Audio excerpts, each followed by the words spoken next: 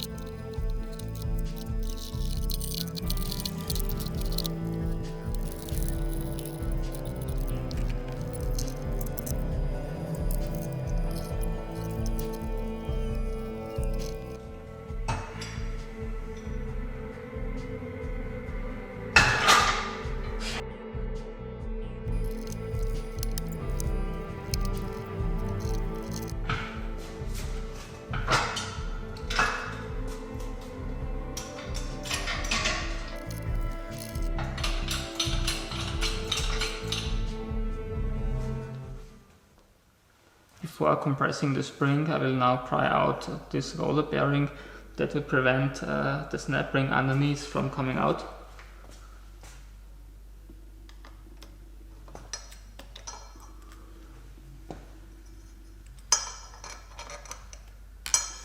And here it is.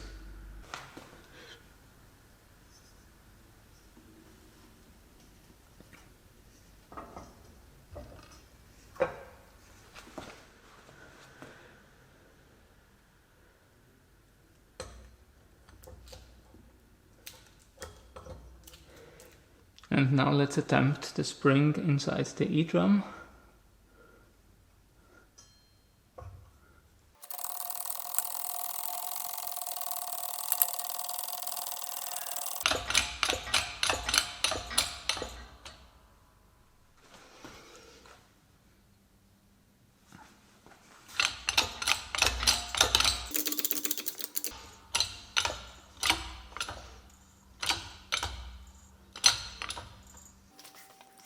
It has already moved down and actually the snap ring is relieved.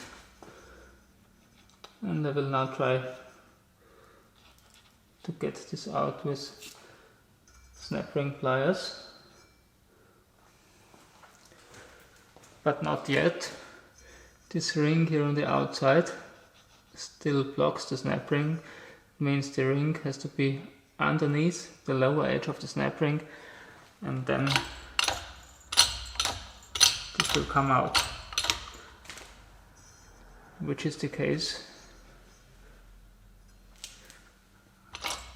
now. Not really.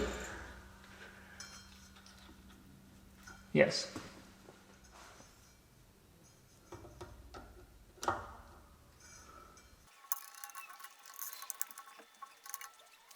Maybe I better try this kind of plier. Yes, this works better.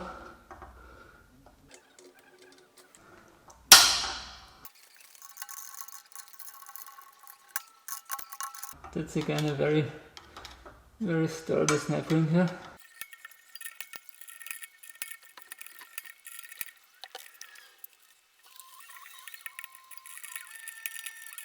And it's back, but I will crack it, I promise.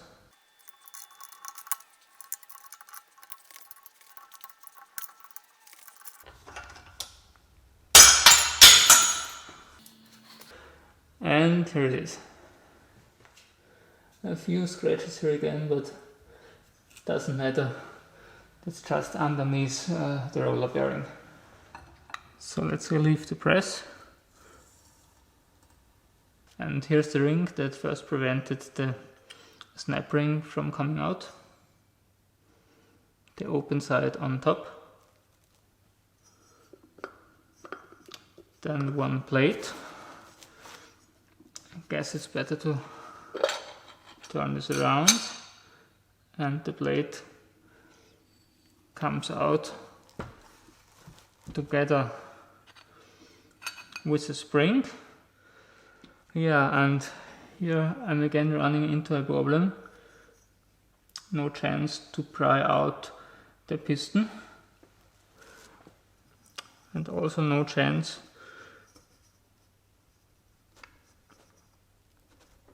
to grab onto something.